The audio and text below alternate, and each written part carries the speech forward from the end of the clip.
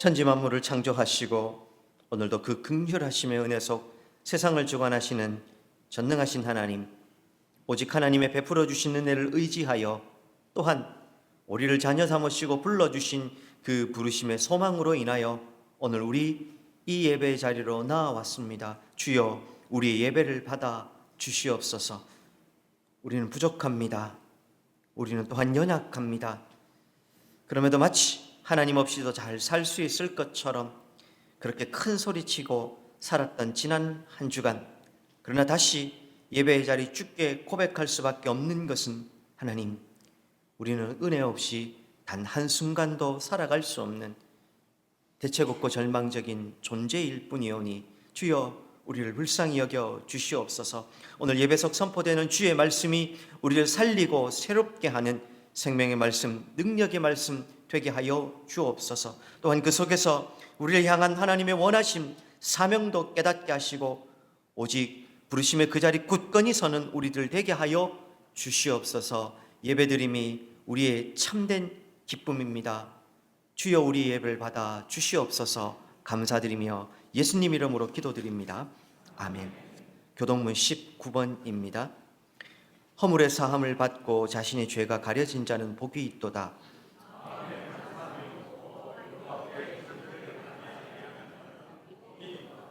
내가 입을 열지 아니할 때에 종일 신음함으로 내 뼈가 쇠하였도다.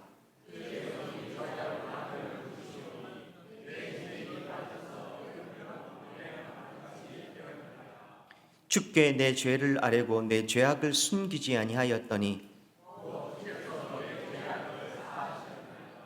이로 말미암아 모든 경건한 자는 주를 만날 기회를 얻어서 주께 기도할지라.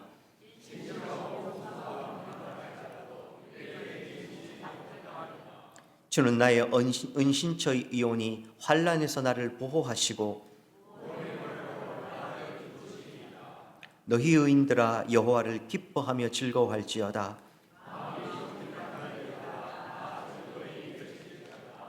아멘.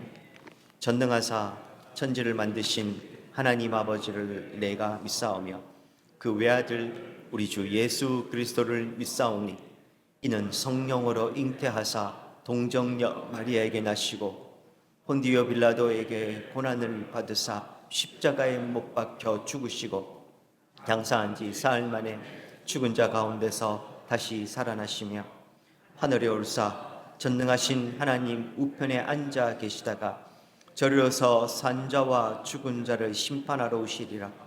성령을 믿사오며 거룩한 공회와 성도가 서로 교통하는 것과 죄를 사하여 주시는 것과 몸이 다시 사는 것과 영원히 사는 것을 믿사옵나이다. 아멘. 찬송 300장입니다.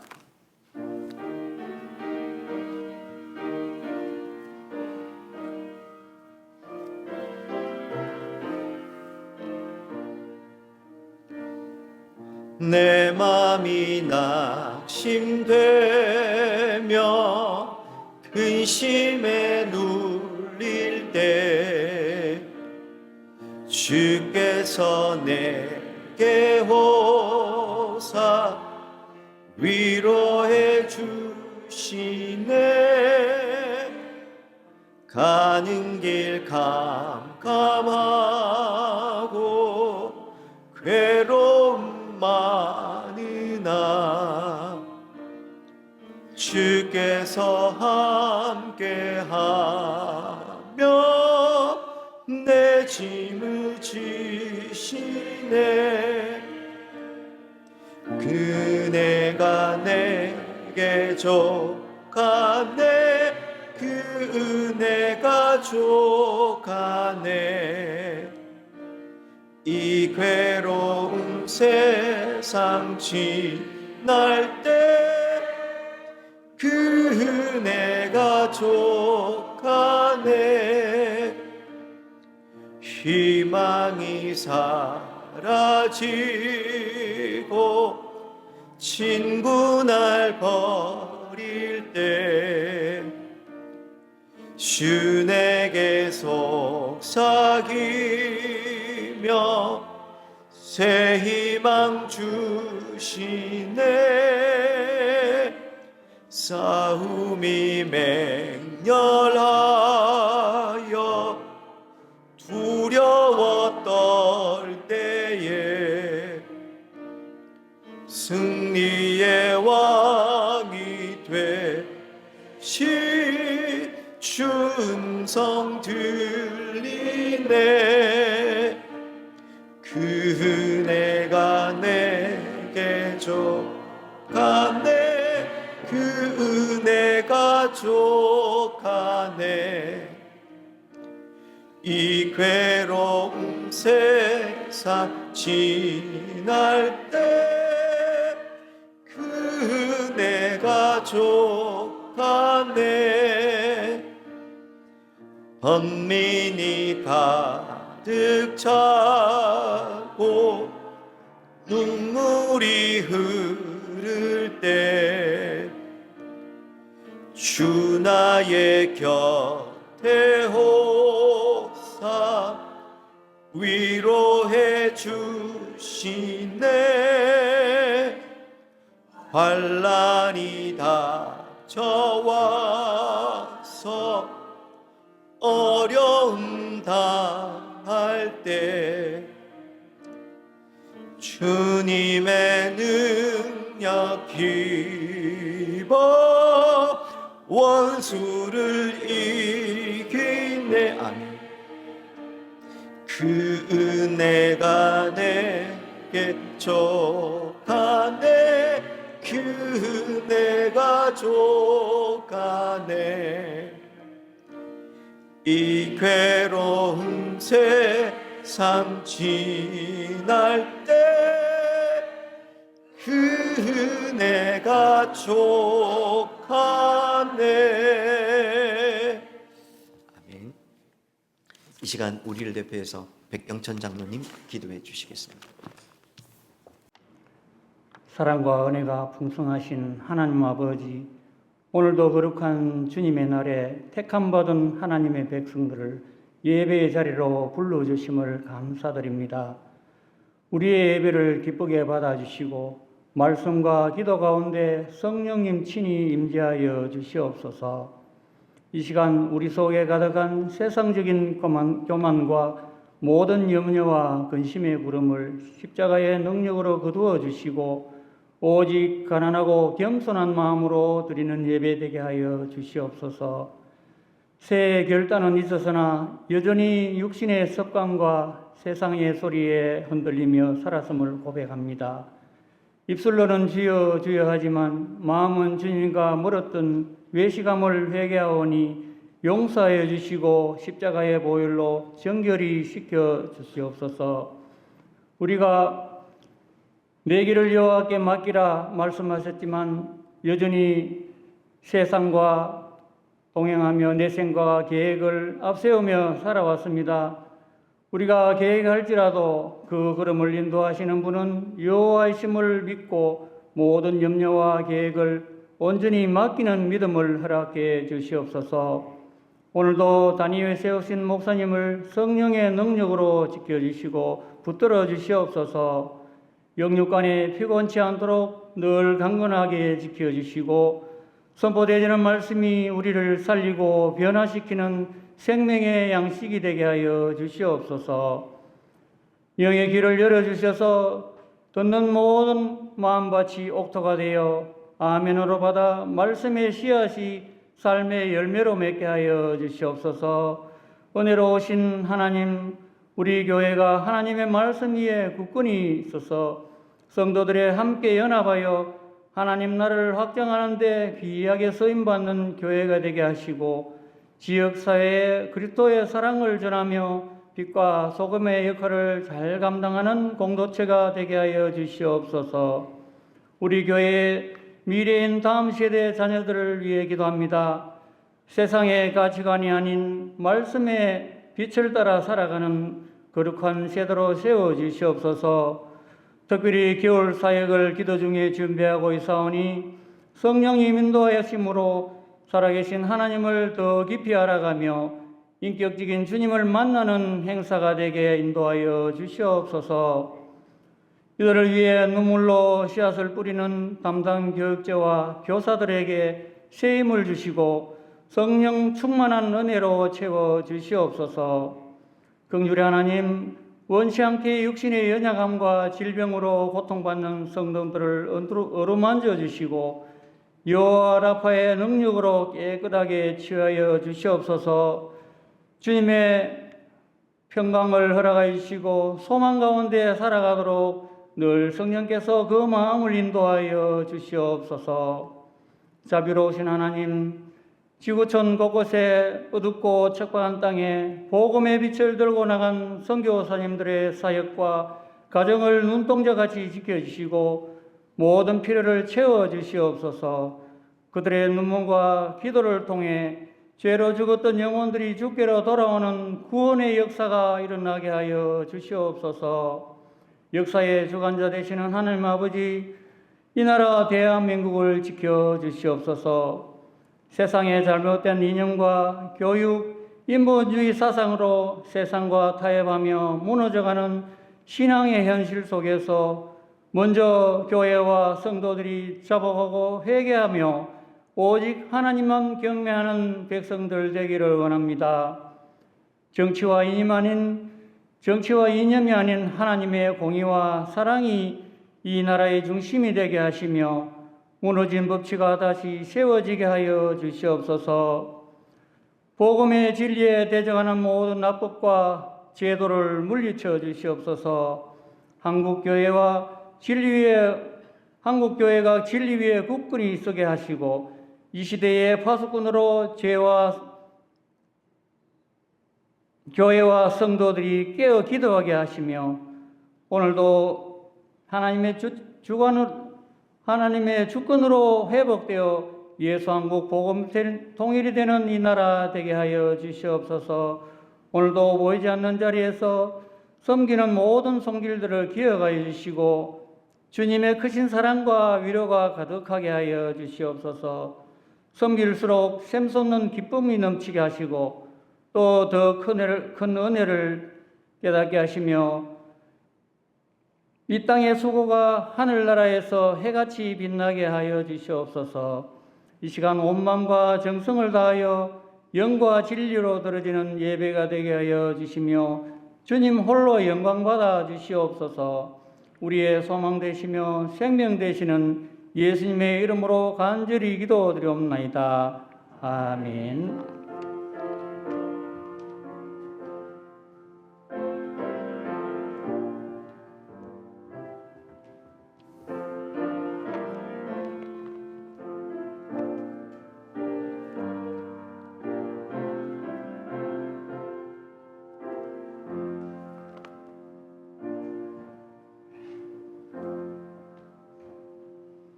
오늘 우리가 함께 찾으실 말씀 사도행전 11장 19절로 26절까지 말씀입니다. 사도행전 11장 19절로 26절까지 말씀입니다.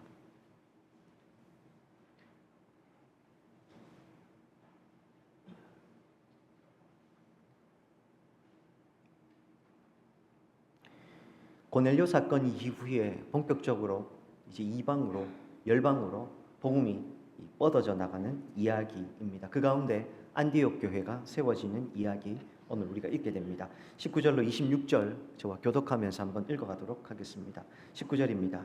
그때에 스데반의 일로 일어난 환란으로 말미암아 흩어진 자들이 베니게와 구브로와 안디옥까지 이르러 유대인에게만 말씀을 전하는데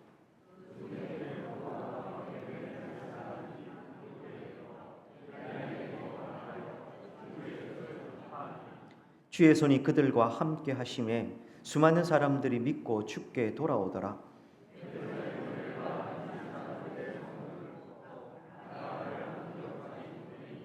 그가 이르러 하나님의 은혜를 보고 기뻐하여 모든 사람에게 굳건한 마음으로 주와 함께 머물러 있으라 권하니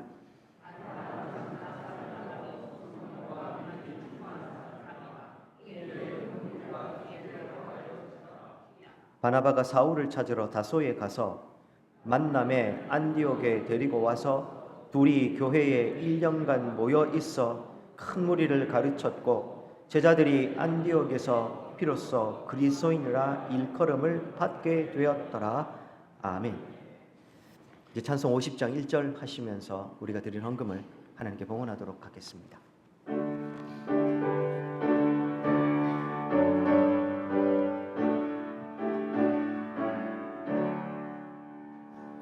내게 있는 모든 것을 아낌없이 드리네.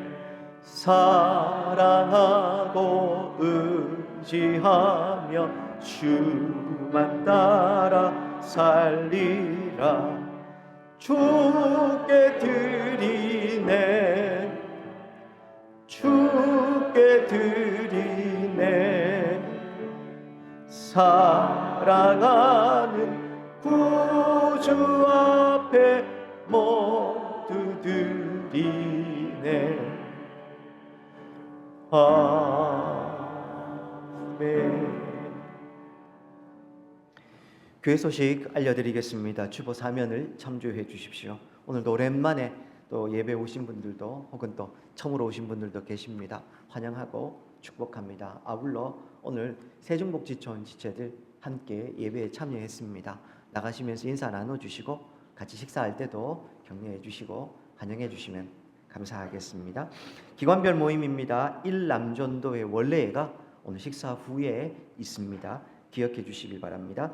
아울러 우리 2026년도 신년표 복음의 생명과 능력으로 사람을 살리고 세상을 복되게 하는 교회, 하나님 우리를 불러주신 삶의 자리인 가정과 일터와 교회에서 어떻게 하나님 나라를 세워갈 수 있을까? 그것을 모색하는 와중에 2026년도는 저런 표로 우리가 나아가자 정했었습니다. 기억하시고 늘 기도의 한 자리 함께 마음을 모아주시면 감사하겠습니다. 오늘 오전 예배 마치고 점심 식사하시고 1시 30분에 신년 서리집사 모임이 있습니다.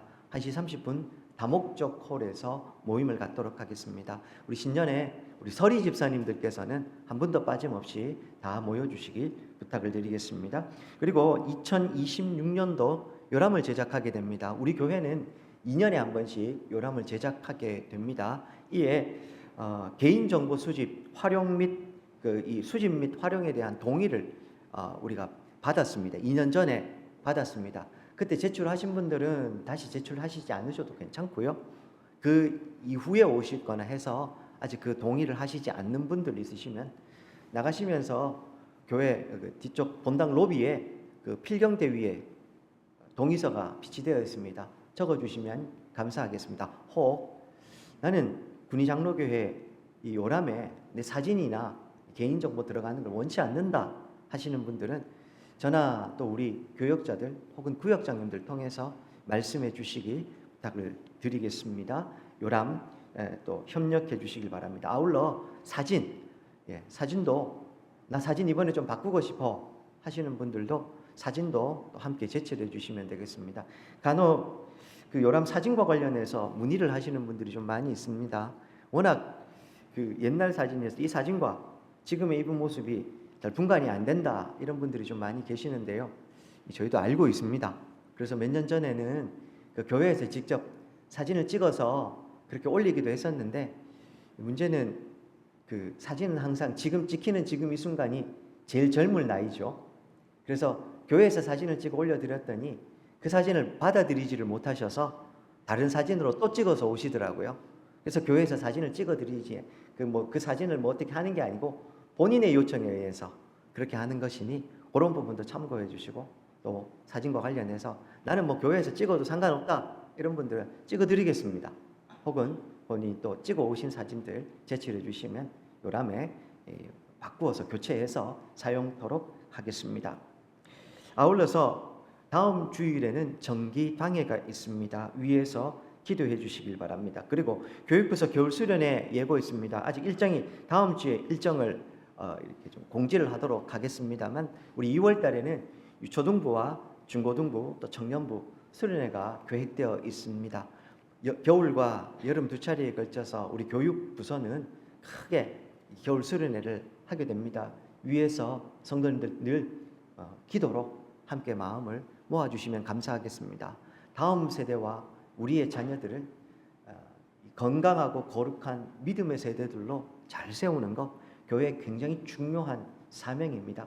이 사명을 위해서 우리가 잘 감당할 수 있도록 마음 모아주시면 감사하겠습니다. 아울러 오늘 이 광고가 많아서 광고에 올라오지는 않았습니다만 우리 노회 관련된, 노회 기관과 관련된 광고 두 가지 드리겠습니다. 경신노회 남전도회 연합회 정기회가 1월 22일 목요일입니다. 오전 11시 신흥교회당에서 있습니다. 아울러 경신노회 장로회 정기총회가 하루 후죠. 1월 23일 금요일 10시 30분 덕동교회당에서 있습니다. 또 관계되시는 분들께서는 참고해 주시고 참여해 주시면 감사하겠습니다. 아울러 교인동정도 살펴주시기 바랍니다. 환우들 소식들 살펴주시고 또 기도하시는 한자리에 우리 환우들을 위해서 잊지 않고 늘 기도해 주시기를 부탁드리겠습니다. 이상입니다. 제가 한 번 더 기도하겠습니다. 참 은혜로우신 하나님, 오늘도 우리를 주께로 불러주셔서 우리가 오늘 이 자리에 나옵니다. 우리는 세상에서부터 하나님께서 불러주신 부름받은 소명의 이 공동체임을 기억합니다. 그러나 동시에 우리를 사명 가지고 세상으로 보내시는 보냄을 받은 사역의 공동체요 사명의 공동체임도 기억합니다. 주님, 우리가 이 땅을 살아가지만 이 땅에 속하지 않은 하늘나라 백성으로서의 정체성 선명하게 가지고 하나님 우리에게 주신 이 사명 위에 굳건히 서는 우리 모든 군의장로교회 성도들 되게 하여 주시옵소서. 2026년도 새롭게 한 해가 시작되었습니다. 우리 군의장로교회가 또한 이 사명을 선명하게 하게 하시고 그렇게 주님 이 지역사회 가운데 주의 몸된 교회로 소금과 빛의 역할을 잘 감당하는 하나님 나라로서의 교회로 건강하게 세워질 수 있도록 도와주옵소서. 이 일들을 위해서 우리 사랑하는 장로님들 또 이하 모든 직분자들 세우셨습니다. 이름 없이 빚도 없이 많은 이들이 수고하고 섬기게 됩니다. 주여 그 섬김을 귀히 받아 주옵소서. 뿐만 아니라 오늘 사랑하는 성도님들 드리는 11조와 주일헌금과 감사헌금과 선교헌금 이 물질이 또한 그런 하나님의 나라와 의를 위하여서 올바르고 합당하게 잘 사용될 수 있도록 은혜 베풀어 주시옵소서. 사용되는 곳곳마다 첫째는 교회가 정직하고 투명하게 잘 집행하게 하시고 둘째는 사용되는 곳곳에 그렇게 하나님의 나라 확장함을 보여주시옵소서. 사랑하는 성도님들의 삶의 자리도 하나님 눈동자처럼 지켜주셔서 불황 속에서도 하나님으로 인하여 그 삶이 더욱 윤택해 해주시고 물질이 철저하게 하나님의 나라와 의를 위한 수단이요 통로되게 하시고 그리하여서 주님 우리 살아가는 세상이 우리의 욕망의 대상이 아닌 사명의 대상 되게 하여 주옵소서. 오늘도 하나님 우리에게 주신 말씀 듣겠사오니 하나님 우리에게 말씀하여 주시옵소서. 예수님 이름으로 기도드립니다. 아멘. 지난 시간까지 우리는 이방인 최초의 회심자요 세례자였던 고넬료의 이야기 살펴봤습니다. 이제 오늘은 사건이 바뀝니다. 이방 선교를 위한 하나님의 포석이 바로 그 고넬료 사건이다. 이런 말씀을 계속 드렸었습니다. 역시나 고넬료 사건이 마치자마자 오늘 우리가 읽은 대로 이제 복음이 본격적으로 이제 온 유대와 사마리아, 유대인들이라는 그 틀을 넘어 열방으로 나아가고 있습니다. 오늘 19절 본문에 보시면 그때에 이렇게 시작이 되고 있습니다. 말 그대로 고넬료 사건 포함한 하나님께서 이제 본격적으로 이방에 복음을 전하시기 위한 그런 하나님의 사전 작업이 다 끝났을 때, 그리고 내용적으로 보면 사도행전 7장, 8장에서부터 시작되었던 예루살렘 교회에 시작된 박해로 인해서 흩어진 사람들, 즉 예루살렘 초대교회에 모여있던 사람들이 박해 때문에 흩어져서 오늘날의 지중해 연안을 중심으로 해서 소위 유대인들이 디아스포라 공동체로 많이 흩어졌습니다. 그들로 인해서 그들이 흩어져서 복음을 전할 때입니다. 19절 이어지는 구절들 보십시오. 스데반의 일로 일어난 환란으로 말미암아 흩어진 사람들이 있었습니다. 근데 그들이 그냥 흩어진 게 아니라 흩어져서 베니게 구브로 안디옥까지 이르러서 말씀을 전하고 있었습니다. 근데 전하긴 전하는데 유대인들에게만 전했다. 19절은 그렇게 이야기를 하고 있습니다. 지도 한 장을 좀 띄워 주시겠습니까? 오늘날도 마찬가지입니다만 지중해입니다. 지중해를 중심으로 해서 이렇게 해안 이 지중해를 따라서 배가 오갔기 때문에 이 해안을 따라서 당시에도 많은 교류가 있었습니다. 그리고 우리가 잘 아는 대로 예루살렘이 여기에 있습니다. 그리고 오늘 본문에 등장하는 베니게 구브로 안디옥이 됩니다. 이 베니게는 오늘날로 따지면 이 레바논이라고 보시면 됩니다. 구브로는 오늘날의 사이프러스 섬 이야기하는 겁니다. 안디옥은 이 성경에 보면 안디옥이 두 곳이 등장을 하거든요. 비시디아의 안디옥과 수리아의 안디옥 두 곳이 등장하는데 오늘 본문은 수리아의 안디옥. 뭐 이렇게 안디옥 자체를 막 어디 있고 뭐 이런 걸 아실 필요는 없습니다만 굳이 좀 따져보자면 오늘날 터키 지역에 있는데 이 안디옥은 사도행전 기준으로 해서 로마 제국 내에서 세 번째 도시로 굉장히 규모가 큰 도시였습니다. 그리고 마지막으로 여기 안디옥에 복음을 전한 사람들이 어디서 왔는가? 구레네라는 곳에서 옵니다. 북아프리카 리비아 정도에 해당되는 곳입니다. 거기서부터 왔다라는 겁니다. 박해로 인해서 이 사람들이 지중해를 중심으로 해서 팍 흩어져서 여기저기 다 흩어져 있었던 겁니다. 그 사람들이 아마 이런저런 이유로 이 당시에 이 물류가 다 모였던 로마 제국 내에서 세 번째로 큰 도시였던 교통의 중심지 요지였던 이 안디옥으로 모여들었던 것 같습니다. 그래서 19절이 이야기하는 대로 베니게 구브로와 안디옥까지 이르러서 복음을 전하고 있는 모습이 오늘 본문에 나옵니다. 박해로 흩어졌지만 여전히 복음 전하는 이 사명에 충실한, 사실 이게 사명이기 이전에요. 복음이 진리이기 때문에, 그리고 나를 살린 생명이기 때문에 그래서 가능한 겁니다. 그냥 사명으로만 주어지면, 의무로만 받아들이면, 내 형편과 상황이 맞지 않으면 안 합니다. 그렇지 않습니까? 우리 기도하는 것도 마찬가지입니다. 기도하는 게 좋아야 그때부터 힘들고 어려워도 기도하게 되는 겁니다. 바쁘고 분주해도 기도하게 되는 겁니다. 기도가 신앙의 의무가 되면 내가 그래도 좀 여유가 있을 땐 되는데 내가 여유가 없으면 별로 이렇게 기도 자꾸만 우선순위에서 밀리니 빠지게 되는 겁니다. 흩어진 사람들 왜 흩어졌습니까? 가고 싶어 간 게 아니라 박해 때문에 강제로 흩어진 사람들이었습니다. 그럼에도 그들에게 복음은 진리였고 생명이었기 때문에 자신을 변화시킨 세상의 유일무이한 말 그대로 진리인 복음이었기 때문에 그래서 가는 곳마다 복음을 전하게 됐던 겁니다. 그 와중에 20절, 21절 보시면 구브로 그리고 구레네 몇 사람들, 아까 지도에 보신 그 지역에 있는 사람들이 안디옥에 왔고 이 사람들이 유대인에 넘어서 헬라인 몇 사람에게 예수를 전파하게 됩니다. 그리고 21절 주의 손이 그들과 함께 하심에 수많은 사람들이 믿고 돌아옵니다. 여기 수많은 사람들은 당연하게도 이방인들, 헬라인들을 이야기를 하는 겁니다. 사랑하는 여러분, 우리 사도행전에서 계속 살펴보는 내용이 뭡니까? 계속 제가 강조하는 게 뭡니까? 박해로 인해서 흩어졌는데 오히려 그것이 복음이 땅끝까지 전해지는 계기가 된다는 사실. 처음 예루살렘 초대교회가요 막 승승장구하고 커져 나갔을 때 제가 그 예루살렘 초대교회 규모를 약 2만 명에서 2만 5천 명쯤 되었을 것이다 이렇게 말씀드렸습니다. 물론 학자들마다 그 규모는 다르게 이야기합니다만 오늘날의 관점으로서 굉장히 큰 규모입니다. 당시에는 말할 것도 없습니다. 예루살렘 인구가 학자들마다 추정치가 다르지만 10만 명이 되지 않았던 그 시대에 초대교회의 인구, 예루살렘 초대교회에 모인 사람들이 2만에서 2만 5천 명이었으니 얼마나 그 규모가 대단했겠습니까? 자, 그런데 그 교회가 박해로 인해서 깨어진 겁니다.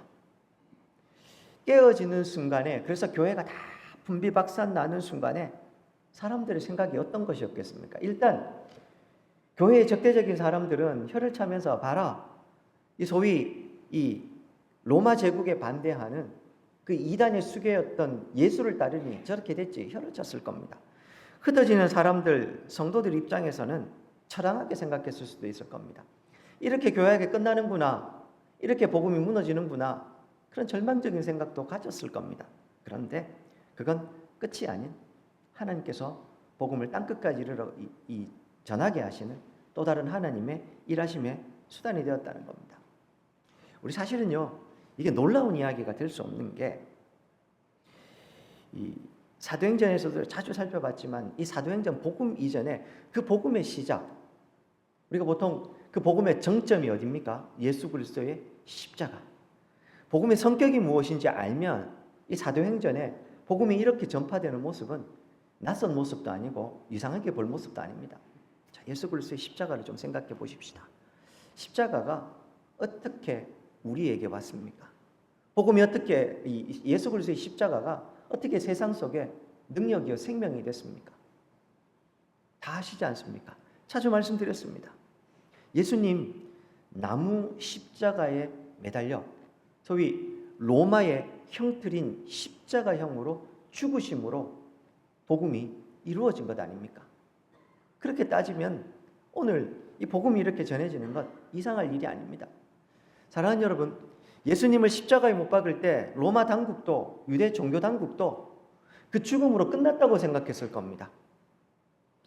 기적을 행하고 죽은 사람도 살렸던 예수라는 인물, 저 어떻게 죽일까 궁리하다가 자신들의 괴계에 빠져서 허무하게 혹은 무기력하게 십자가에서 죽은 것 아니었습니까? 세상 사람들의 관점에 이 죽음은 절망입니다. 그것 자체로 끝이지 않습니까? 심지어 세상 법에서조차 사람이 죽으면 그 기소가 다 사라져 버립니다. 더 이상 죄를 물을 수가 없으니까요. 죽음은 그렇게 끝입니다. 절망입니다. 예수님 십자가에서 죽으심은 로마 당국 입장에서도 유대 종교 지도자들 관점에서도 끝이었습니다. 절망. 그런데 우리가 잘 아는 대로 십자가는 거기서부터 시작되지 않습니까? 죽으신 예수 그리스도께서 우리의 죄를 해결하셨고 부활하시고 살아나심으로 말미암아 우리에게 새 생명의 소망을 주셨지 않습니까? 그렇게 복음이 복음되었던 것 아닙니까? 그리고 그 복음이 이제 이 열방 가운데로 뻗어 나아가는 겁니다. 사랑하는 여러분, 우리가 사실은 그 예수 그리스도의 십자가 죽으심의 역설, 그 십자가 피 묻은 복음의 결과물들로 오늘 여기에 있는 겁니다. 우리는 그 복음으로 인해서 살아서 여기에 있는 사람들입니다. 당연하게도 우리의, 글쎄요, 그 코카콜라 창립자였던 아야코카, 자기 자신의 몸에는 코카콜라가 흐른다고 얘기했죠. 성도의 피 속에는 이 복음의 예수 그리스도의 피가 흘러야 되는 겁니다. 그럼 그 복음이 어떻게 이 세상 속에 복음이 되었는지를 안다면 세상을 살아가는 성도의 삶, 그리고 세상을 바라보는 성도의 관점, 어떠해야 되겠습니까? 복음은 그런 겁니다. 세상의 상식, 방식과는 다른 하나님의 일하심의 방식으로만 전해지는 참된 하나님의 능력입니다.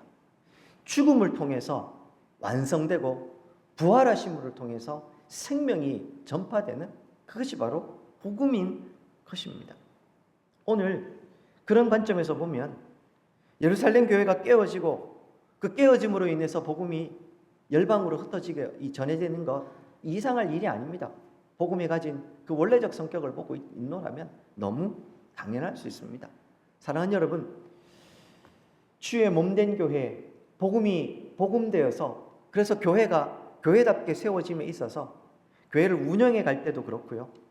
한 걸음 더 나아가 내 삶을 들여다볼 때도 이 복음이라는 가치 위에서 늘 생각하고 바라봐야 됩니다. 세상이 이야기하는 그 소위 세상의 방식으로 자꾸만 교회를 세워가려고 하고 우리의 삶을 무언가 거기서 모색해 보려고 하는 것, 성도의 올바른 삶이 될 수 없습니다. 물론 제가 이렇게 말씀드릴 때 박해만이 그리고 흩어짐만이 복음이 전파되는 유일한 수단이다, 그런 말씀을 드리는 게 아닙니다. 하나님 이렇게도 하시고 저렇게도 하시는 겁니다. 문제는 우리가 자꾸만 하나님의 일하심을 우리가 가진 소위 세상적 상식과 지식 안에서 제한시켜서 문제인 겁니다. 박해를 통해 흩어지는 것을 통해서도 복음은 전해집니다. 때때로 필요하시다면 그것 아닌 정반대의 방법으로도, 즉 교회를 크게 하셔서 구심점 역할을 하게 하셔서도 복음을 전하기도 하실 겁니다. 하나님의 일하심, 복음이 이 땅에 선포되는 방식을 내가 가진 상식과 내가 가진 한계 안에 자꾸만 제한시키고 그게 아니면 틀렸다 말하는 것, 그걸 우리가 주의해야 되는 겁니다. 이어지는 22절 보십시오. 자, 교회가 그렇게 세워졌습니다. 복음이 전해졌고 성도가 있다는 소식을 듣습니다. 그래서 이번에는 예루살렘 교회가 바나바를 파송해서 살피고 있습니다. 앞서 사도행전 8장에서 사마리아의 복음이 전해지자 예루살렘 초대교회는 베드로와 요한 사도를 보내서 교회의 형편을 살피고 그 교회가 진짜 교회인지 허위 교회인지 살피게 했었습니다. 그 연장선에서 이 바나바를 보내게 됩니다. 자, 그러면 굳이 왜 사도가 아닌 바나바를 보냈을까? 결론부터 말씀드리면 바나바가 이 안디옥이라는 도시, 더군다나 복음을 전했던 사람들이 구브로와 구레네에서 온 몇 사람들이 복음을 전했지 않습니까? 그러다 보니 그렇게 세워진 교회를 정직하게 혹은 객관적으로 들여다보고 살필 수 있는 최적임자였기 때문에 예루살렘 초대교회는 사도가 아닌 바나바를 보내고 있었다라는 사실입니다. 일반적으로요, 통신과 교통이 발달하지 않았던 당시에는 오늘날처럼 전화 한 통하면 모든 게 다 확인되는 그런 시대와 달랐습니다. 거짓말하면 이 거짓말이 밝혀지는 데만 몇 달이 걸릴 수 있었습니다.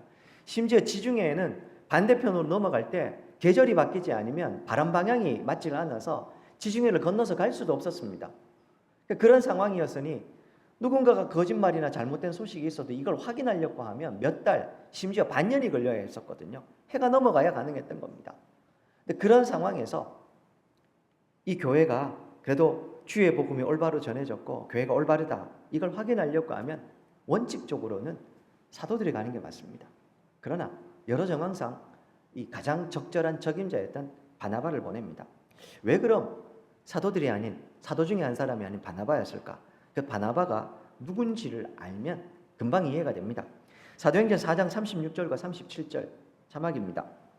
구브로에서 난 레위족 사람이 있으니, 바나바를 위한 속입니다. 그의 일단 고향이 어디입니까? 구브로. 안디옥에 복음을 전하는 몇 사람들이 어디 출신이었습니까? 구레네와 구브로 출신이었습니다. 이름은 요셉. 바나바는 또 다른 별칭입니다. 번역하면 위로의 아들. 본명은 요셉이었고 그는 아마도 사람들을 잘 위로하고 세웠던 사람이었던 것 같습니다. 그래서 바나바라는 별칭도 가지고 있었습니다. 그리고 37절에 보면 그가 밭이 있음에 팔아 그 값을 가지고 사도들을 팔 앞에 두었었습니다. 사도행전 4장이 어떤 때입니까? 예루살렘 초대교회가 폭발적으로 부흥해서 교회 내에 갑자기 수많은 사람들이 몰려왔었을 때, 그래서 교회에 갑자기 재정적인 필요가 발생했을 때 이 바나바는 기꺼이 자기가 가진 것을 내어놓아 하나님의 나라와 의를 위해서 사용하는 그런 사람이었다라는 겁니다. 그래서 이건 이 부분은 헌금 많이 해라 그런 얘기를 받으시면 안 되고, 교회가 필요할 때 하나님의 나라와 의를 위한 바나바의 헌신의 마음이 있었다는 겁니다. 진심이었다라는 겁니다. 자, 이렇게 놓고 보면요, 이 바나바라는 사람이 안디옥에 가는데 이 적임자이지 않겠습니까? 심지어 이 바나바는요, 사도행전 13장에 가면 바울을 예루살렘 교회에 소개하는 역할도 하게 됩니다. 그리고 사도행전 15장까지는 바울과 바나바가 협력해서 사역할 때 우리는 바울과 바나바가 입에 이겼지 않습니까? 근데 성경에는 바나바가 바울보다 앞서 등장을 합니다. 그만큼 사도는 아니었지만 사도에 준할 만큼 그만큼 왕성하게 활동했고 리더십도 인정받던 사람이 바로 이 바나바였던 겁니다.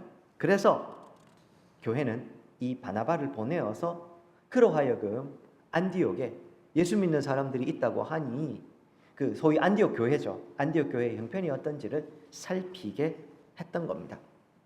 사랑하는 여러분, 그 교회 안에서 누군가 일을 맡아야 된다면 누가 그 자리에 가야 되겠습니까? 당연히 기본적으로는 앞선 직분자들이 그 자리를 맡는 게 맞습니다. 오늘도 우리 서리집사 모임을 합니다만 교회에 하나님께서 당신의 교회를 세우실 때 크게 두 기둥이 있다고 했습니다. 행정적 기둥으로 하나가 규례고 하나가 직분이라고 했습니다. 직분은 그만큼 중요한, 교회가 당회가 살펴서 임명하지만 그 임명의 궁극적인 주체는 하나님, 그 권위가 신적인 권위로 주어진다는 말씀입니다. 당연히 교회에 필요한 일들은 직분자들에 의해서 해지는 게 맞습니다.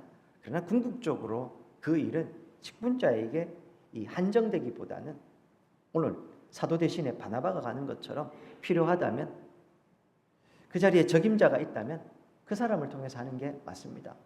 그리스도의 몸은 모든 지체가 그 지체에 합당하게 움직일 때, 사용될 때 건강하게 세워지는 겁니다. 그렇게 보내진 바나바 23절 보십시오. 하나님의 은혜를 보고 기뻐하고 그리고 사람들을 권면하는 모습이 나옵니다. 근데 23절에서요, 하나 당연하지만 당연하지 않은 바나바의 모습을 하나 보게 됩니다. 아마 그래서 더 바나바가 꼭 필요했던 것 같습니다. 뭡니까? 23절에 하나님의 은혜를 기뻐하는 바나바의 모습입니다. 바나바도 유대인입니다. 그도 어려서부터 율법을 지켰던, 심지어 레위 지파 출신이었습니다. 얼마나 엄격하게 율법을 공부하고 율법을 지켰을지 가늠이 됩니다. 그런 바나바였습니다. 그런데 복음이 지금 이 유대인을 넘어 헬라인에게 전해졌는데 그 모습을 보고 기뻐하고 있는 겁니다. 앞서 우리 고넬료가 회심하는 사건에서 베드로가 하나님이 보내심에도 불구하고 어떻게 하나님 앞에 이야기하고 그가 어떤 모습을 보였는지 우리는 잘 알고 있습니다. 훗날 예루살렘 초대교회가 이 일들에 대해서 어떤 일이 있었는지도 우리 이미 지난 시간까지 살펴봤습니다. 사람은 자기가 타고난 환경, 자라온 형편, 이 상황을 벗어나는 게 쉽지가 않습니다. 바나바라고 해서 다르지 않아서 그럽니다. 그도 유대인, 심지어 유대인 중에 유대인이라 할 수 있는 레위 지파 출신이었습니다. 그럼에도 불구하고 바나바는 오늘 안디옥에 레위 사람들에게 복음이 전해졌는데 그 모습을 보는데, 여기 보십시오. 하나님의 은혜를 보고 기뻐하고 있는 겁니다. 당연하죠. 당연히 성도는 하나님이 일하심을 보면 거기에 함께 기뻐하고 하나님이 가시는 그 길을 따라가는 게 그게 맞습니다. 내 경험과 내 상식, 세상이 가는 그 길을 따라가는 사람들이 아니라 예수 따라가네. 자기 십자가 지고 우리 예수님 걸어가신 그 길 따라가는 사람들이요. 그러니 눈앞에 내 상식과 내가 알고 있는 모든 세계관에 반하는 일이 일었어도 그것이 하나님의 은혜로 이루어지는 일이라면 당연하게도 그 하나님의 역사하심을 기뻐하는 것, 그게 성도의 올바른 모습이어야 되는 겁니다. 다만 이게 쉽지 않아서 문제지 않겠습니까? 바나바가 그랬던 겁니다. 그래서 바나바의 참 놀라운 모습이 그거죠. 하나님의 은혜를 보고 이방인에게 복음이 전해져 이 안디옥이라는 큰 도시에 헬라인의 교회가 세워진 걸 보고서 이상하게 생각하거나 그것 자체에 무슨 의문을 제기하는 게 아니라 하나님의 손을 보고 기뻐하고 있는 겁니다. 자신이 가지고 있는 가치관, 세계관, 판단보다 하나님의 일하심이 우선이었던 것입니다. 사랑하는 여러분, 이게 가능하려면요, 뭐가 필요하겠습니까? 주의 손이 그들과 함께 하는 것, 이걸 볼 수 있는 경건의 능력이 있어야 됩니다. 그렇지 않으면 우리는 우리가 가지고 있는 그 인간적인 상식의 틀, 내가 살아온 경험, 이걸 절대로 벗어날 수 없습니다. 그런 의미에서 여러분들이 저를 위해서 늘 기도해 주셔야 됩니다. 그리고 당회원 장로님들을 위해서도 늘 기도해 주셔야 됩니다. 우리가 가진 틀이나 우리가 가진 이 한계들이 교회의 한계가 되면 안 되지 않겠습니까? 주요한 교회의 결정을 내리는데 내가 가진 상식의 틀이나 한계, 그것 때문에 정작 하나님의 손이 오늘 군의 장로교회를 통해서 당신의 일을 하고 계시는데 우리가 앞장서서 그걸 막아서고 있다면 그 큰일 날 일입니다. 그러니 여러분들이 늘 그런 부분을 위해서는 기도해 주셔야 되는 겁니다. 우리가 깨어 근신하지 않으면 미안하지만 우리가 감히 하나님의 일하심을 막아서 돌아가게 만드는 그런 사람들이 될 수 있다는 겁니다. 그런 부분에서요, 사랑하는 여러분, 오늘 내가 생각하는 판단의 기준, 세상을 보라보는 관점, 세상을 살아보는 가치 어떤 것인지 한번 좀 물어보아야 됩니다. 날마다 복음이라는 그 근본적이고 유일무이한 가치 위에 내 삶을 세우고 그 복음의 가치로 세상을 바라보지 않으면 우리도 얼마든지 앞서 고넬료 사건에서 베드로가 계속 우왕좌왕했던 그 모습, 그 이전에 이방인이 회심하자 그 부분에 대해서 이 비난을 가했던 예루살렘 초대교회의 모습들, 한 걸음 더 나아가면 예수님 공생의 당시에 예수님이 이 천국 복음을 전했을 때 그 예수님을 가장 적극적으로 막았던 사람들 누굽니까? 유대의 종교 지도자들. 우매한 백성들, 하나님의 말씀을 알지 못하는 그들에게 누구보다 선명하게 하나님의 말씀을 가르치고, 그래서 구약 성경에 예언된 그 메시아가 바로 예수 그리스도임을 가장 먼저 알고 가르쳐줘야 될 사람들이 유대의 종교 지도자들이어야 되는데, 그들은 자기들이 가진 그 상식, 그 틀을 깨지 못하니 예수님이 오셔서 회개하라, 천국이 가까워왔다 외치고 복음이 무엇인지 가르쳐 주시고 기적을 통해서 복음이 어떤 것인지, 하나님 나라가 어떤 것인지 아무리 보여줘도 기적을 소위 배척하지도 못하고 부정하지도 못하면서 받아들이지 않고 심지어 예수님을 죽여버리는 잘못을 범했던 겁니다. 사랑하는 여러분, 늘 말씀드리지만 성도는 이 복음 안에서 자신의 삶 그리고 자신이 가진 가치들 일일신 날마다 새롭게 하지 않으면 유대 종교 지도자들의 외식하는 그 모습 따라갈 수밖에 없음을 기억하셔야 됩니다. 그리고 또 하나, 우리가 여기서 또 하나 확인하게 되는 게 지난 시간까지 살펴봤던 대로요, 이 고넬료 사건이 갖는 파급력을 생각해 보셔야 됩니다.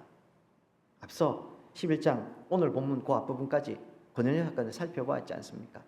시간적으로 이게 어떻게 배치가 되는지는 모르겠습니다만 아마도 비슷하게 이어졌을 것 같고, 사도행전은 일반적으로 누가가 적었고, 이 누가는 누구 못지않게 이 역사적 사실들을 그 시간적 관계에 따라서 잘 기록하는 대표적인 사람이었음을 기억한다면 아마도 고넬료 사건 이후에 오늘 이 안디옥에 교회가 세워지는 사건이 있었을 겁니다. 그렇게 보면 오늘 이 바나바가 안디옥 교회를 이렇게 쉽게 받아들이고 기뻐할 수 있었던 그 저변에는 고넬료 사건이 있었을 겁니다. 하나님의 일하심의 이 방법 혹은 치밀한 일하심을 또 우리가 생각해 볼 수 있을 것 같습니다. 사랑하는 여러분, 시간 속에서 때때로 답답하지만 때때로 너무 우리의 마음을 힘들게 하지만 하나님은 하나님 당신이 정하신 이 세상의 법칙 그리고 시간이라는 하나님 당신의 섭리의 수단을 통해서 대부분 일하신다는 사실도 우리 기억하셔야 됩니다. 마음 같아서는 이 시간을 훌쩍 뛰어넘어서 그냥 한 번에 모든 일이 이루어지면 좋겠지만 몸에 근육이 생기려면 혹은 그 며칠 전에 여기 종이로 이렇게 샥 베었는데요, 별거 아닌데 요거 하나 놨는데 한참 걸립니다. 그렇지 않습니까? 마음 같아서는 씻을 때마다 너무 쓰리고 신경이 쓰이는 겁니다. 근데 아픈 만큼 아파야 되고 아물었다가 터졌다가 그 시간들 지나야 아물고 그래야 낫습니다. 그게 하나님이 이 땅을 운행해 가시는 기본적인 방식입니다. 고넬료 사건 다음에 안디옥 교회가 세워지고 그리고 바울이 세워지고 그리고 복음이 이제 퍼져나가는 겁니다. 마음 같아서는 한순간에 그냥 예루살렘 초대교회에서부터 강력하게 한꺼번에 다 이루어지면 좋겠지만 하나님의 일하심에 순서가 있습니다. 그 순서를 따라서 하나님은 당신의 일을 해가고 계시는 겁니다. 성도가 해야 될 일은 하나님 이거 빨리 좀 당겨서 내 마음대로 이렇게 좀 되게 해주십시오가 아니라 하나님의 리듬에 저도 맞추어서 그 리듬에 맞추어 갈 수 있게 도와주시옵소서. 하나님의 일하심을 바라보는 눈을 저에게 허락하시어 주시옵소서. 그게 되어야 하는 겁니다. 사랑하는 여러분, 초등학교 1학년생들이 바라보는 세상이 있지 않겠습니까? 근데 그 초등학교 1학년생들이요, 자기가 하고 싶은 거, 먹고 싶은 거, 혹은 세상에 일어나는 일들을 초등학교 1학년생이 자기의 판단으로 하나님 이렇게 되면 좋겠어요. 이건 이렇게 해주세요. 저건 저렇게 해주세요. 그래서 초등학교 1학년생이 원하는 대로 세상이 다 됐습니다. 그 세상이 어떨까요? 얼마나 끔찍하겠습니까? 그렇지 않습니까? 마찬가지입니다. 하나님의 일하심에 있어서 때때로 우리는 자꾸 떼쓰는 거죠. 하나님, 이 시간도 그렇고 이 절차들 좀 다 건너뛰어서 한꺼번에 이 모든 일이 다 해결되면 좋겠습니다. 우리는 그걸 기적이라고 부릅니다. 근데 기적은 잘 일어나지 않습니다. 왜요? 콩 심을 때 심어야 되고 팥은 팥 심을 때 심어야 됩니다. 한꺼번에 다 심어놓고 기도한다고 해서 그게 한꺼번에 다 자라는 거 아닌 거 우리 너무 잘 알지 않습니까? 때가 되어 하나님이 당신의 일을 이렇게 완벽하게 가시는 겁니다. 오히려 하나님 기적을 보여주십시오. 안 되면 기도합시다. 주님의 뜻이 우리 가운데 이루어질 때까지 기도의 분량을 채워서 하나님 이루어 주십시오. 때때로 필요합니다. 복음의 야성도. 그러나 진짜 복음의 야성은 하나님 이거 될 때까지 기도하겠습니다 가 아니라 하나님 내 마음은 이렇게 힘들고 어렵지만 나는 지금 쓰라리고 아프지만 이 시간들을 통해서 하나님이 일하실 건 믿습니다. 내 뜻이 아니라 하나님의 뜻이 이루어지게 해주십시오. 기도하고 소망하는 것, 그게 진짜 복음의 야성 아니겠습니까? 이어지는 23절, 이제 고넬료가, 이 바나바가 교회를 굳건하게 머물러 있으라고 권면합니다. 24절 보십시오. 그러자 24절에 바나바는 착한 사람이요 성령과 믿음이 충만한 사람, 이에 큰 무리가 죽게 더하여지고 있습니다. 제가 이 24절 대목을 읽다가요 한동안 멈추어 서서, 예전에도 그랬었는데 지금 표시가 되어 있거든요. 그래서 다시 한 번 더 이 부분을 보고서 한동안 멍하니 좀 있었습니다. 이게 무슨 말이냐면, 자 마지막 24절에 보면 안디옥 교회에 원래도 큰 교회가 있었는데, 그렇죠? 많은 사람들이 돌아왔는데 바나바가 가서 하나님의 주의 손이 일하는 걸 보고 기뻐하면서 사람들을 권면합니다. 그러자 어떻게 됩니까? 큰 무리가 더하여지고 있었다라고 말하는 겁니다. 첫째는 큰 무리가 당연히 더해지는 것, 당연히 하나님의 은혜입니다. 하나님의 손길이 그들 가운데 있었기 때문에 이 일이 이루어진 겁니다. 그렇죠? 근데 거기에 더해서 24절에 보시면 생뚱맞게 갑자기 바나바를 이렇게 소개해 줍니다. 바나바는 착한 사람이요 성령과 믿음이 충만한 사람이었다. 그리고 이에 큰 무리가 죽게 더하여졌다. 이렇게 이야기합니다. 요 이에라는 부분을 동그라미 쳐놓으십시오. 여기 호티라고 해서요 인과 접속사입니다. 큰 무리가 전해졌는데, 왜냐하면 마치 어떤 느낌이냐면 바나바 이 사람이 착한 사람이고 성령과 믿음이 충만한 사람이었기 때문에 이 안디옥 교회에 큰 무리가 전해졌다, 이런 느낌으로 적고 있습니다.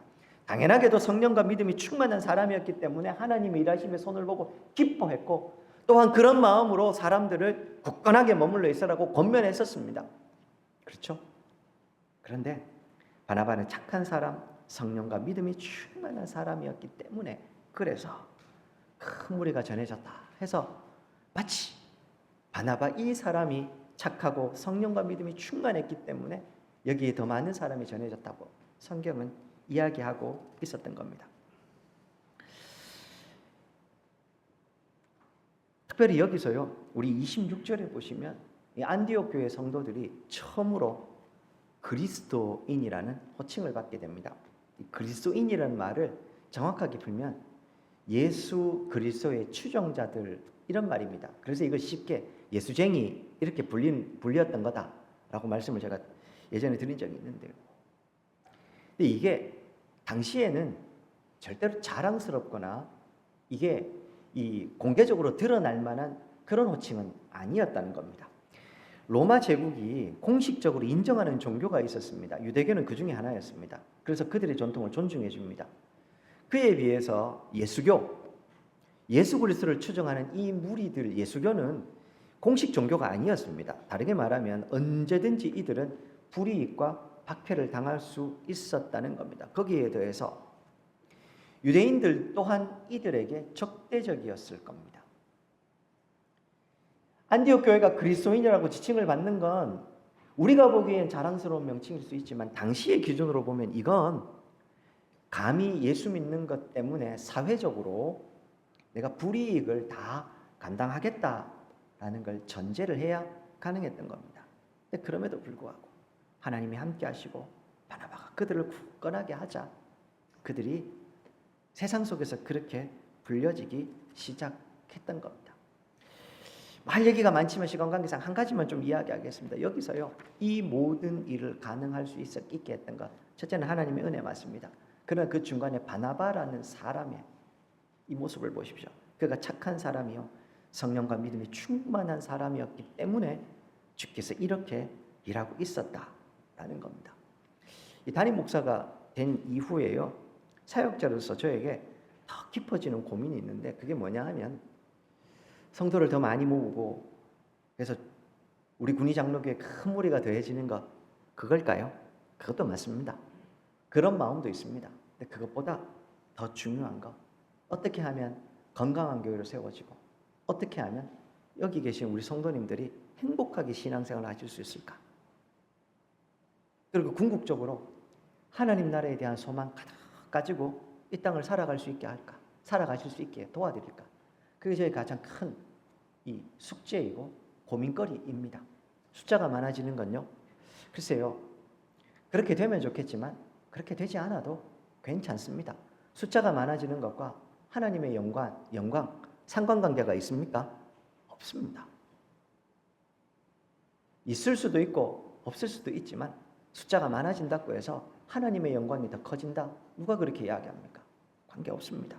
오히려 성도들 한 사람 한 사람이 참으로 온전한 그리스도인으로 서고 그래서 하나님의 나라를 살아내고 그래서 복되게 신앙생활을 하는 것, 그래서 그 한 사람이 세상 속에 참으로 소금과 빛의 역할을 감당하고 우리 군위 장로교회가 크든 작든 상관없이 하나님의 나라로서의 교회로 굳건하게 사는 것, 그것이 진짜 하나님의 영광이고 교회가 세상 속에 영향력 있는 모습으로 서는 것 아니겠습니까? 물론 늘 말씀드리지만 생명이 있으면 생명의 특징은 필연적으로 성장하는 것이기 때문에 거기에 양적 성장도 포함이 됩니다.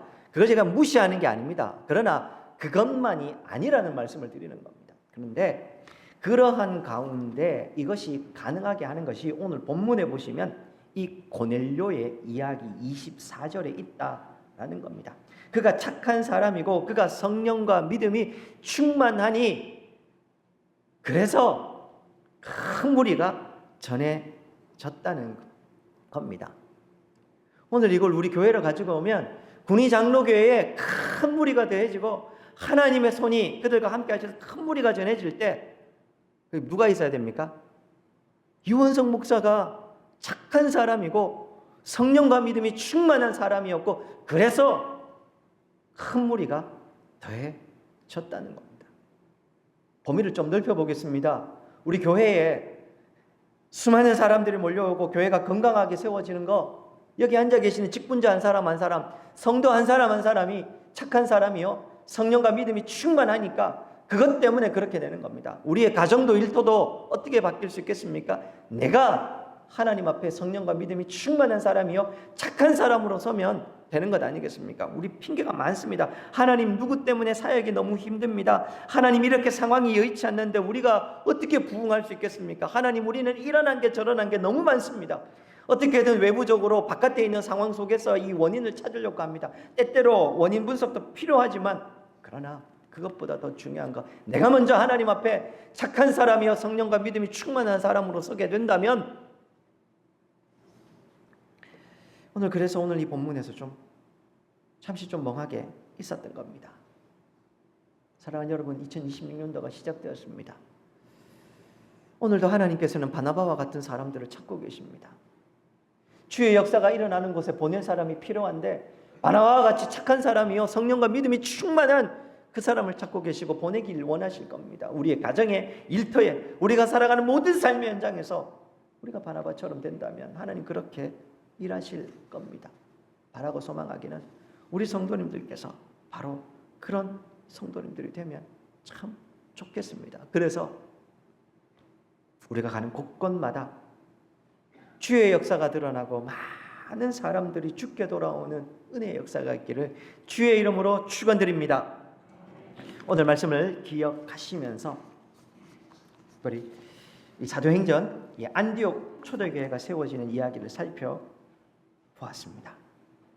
우리는 이 복음이 무엇인지에 대해서 생각해 보았습니다. 그리고 그 연장선에서 박해로 인해서 복음이 열방으로 퍼져나가는 모습도 보게 됩니다. 그리고 그 와중에 하나님께서 이 바나바를 통해서 교회에 더 많은 큰 무리를 더하는 은혜도 살펴보았습니다. 하나님, 오늘 내가 바나바 같은 사람이 되게 해 주시옵소서. 하나님이 일하실 때 그 하나님의 일하심을 보고 내 상식과 내 판단 내려놓고 순수하게 기뻐하는 그런 사람 되게 해 주옵소서. 오늘 말씀을 생각하면서 우리 한번 기도하도록 하시겠습니다. 기도하십니다. 살아계신 하나님 아버지, 오늘도 사도행전 안디옥 교회가 세워지는 모습을 통해서 우리가 교훈 받습니다. 주님, 세상의 방식과 다른 하나님의 일하심을 오늘 우리가 다시 살펴봅니다. 박해로 인해서 흩어진 사람들로 인해서 안디옥 교회가 세워지게 됩니다. 우리의 상식과 우리의 판단들을 내려놓고 하나님의 일하심을 온전히 바라보는 우리들 되게 해주시고 주께서 일하실 때 때때로 그것이 내 생각과 판단에 반할지라도 거기에 오히려 기뻐하는 우리들 되게 하여 주옵소서. 나아가 주님, 주께서 우리를 통해 역사하실 때 우리 한 사람 한 사람이 바나바와 같은 사람으로 우리 불러주신 삶의 자리에 설 수 있도록 도와주시옵소서. 그리하여 우리가 착한 사람이여 성령과 믿음이 충만함으로 주께 큰 무리를 더하시는 은혜를 베풀어 주시옵소서. 감사드리며 예수님 이름으로 기도드립니다. 주님, 사도행전 초대교회가 어떻게 열방을 향해 나아가게 되는지, 안디옥 교회가 어떻게 세워지는지 오늘 살펴보았습니다. 세상의 상식과 방법이 아닌 박해라는 방식으로 일하시는 하나님의 일하심을 봅니다. 복음이 가지고 있는 그 근본적인 가치들 우리가 제대로 이해하여서 내 상식과 내 판단 안에 하나님의 역사 가두어 두지 않도록 도와주시고 오히려 주님 우리 앞에 우리를 통하여 일하실 때 그 하나님의 리듬에 맞추어 춤추며 주의 일하심을 바나바처럼 기뻐하는 우리들 되게 하여 주시옵소서. 뿐만 아니라 착한 사람이요 성령과 믿음이 충만함으로 말미암아 주께서 일하실 때 큰 무리를 더하게 하는 우리 모든 바나바와 같은 군의 장로교회 성도들 되게 하여 주옵소서. 예수님 이름으로 기도드립니다. 아멘. 찬송가 349장입니다.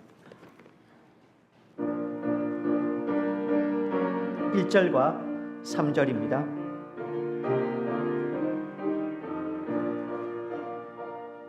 나는 예수 따라가는 십자가 구사라 주 이름 증언하기를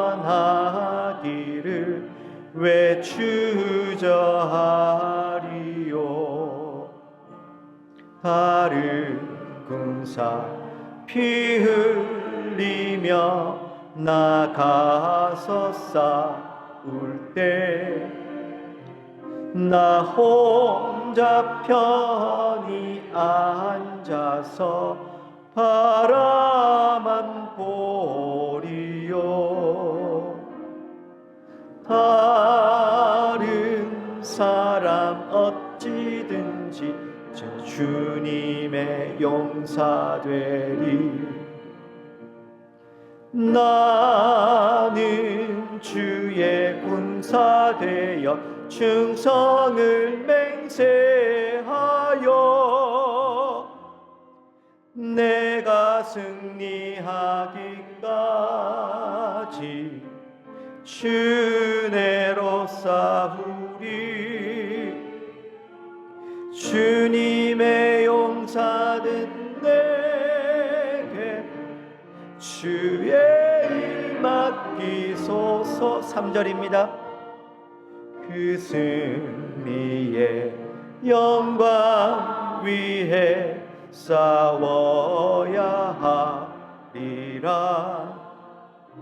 주 말씀 나의 힘 되니 겁낼 것 없도다. 모든 싸움 이긴 후에 그날이 이르며 승전과 높이 부르며 큰 영광 누리리. 다른 사람 어찌든지 나 주님의 용사 되리. 나는 주의 군사 되어 충성을 맹세하여 내가 승리하기까지 주 은혜로 싸우리. 주님의 용사된 내게 주의 일 맡기소서. 아멘. 지금은 우리 주 예수 그리스도의 은혜와 하나님 아버지의 극진하신 사랑과 성령의 위로하시고 교통하시고 충만케 하시는 은혜가 바나바처럼 내 가치와 판단 내려놓고 주의 손 일하실 때 기뻐하며 착한 사람, 성령과 믿음 충만한 사람 되어 큰 무리를 더하게 하는 주님의 귀한 도구 되길 소망하는 우리 모든 성도님들 머리 위에, 우리 교회 위에, 이 땅의 교회 위에 이제로부터 영원토록 함께 있을지어다.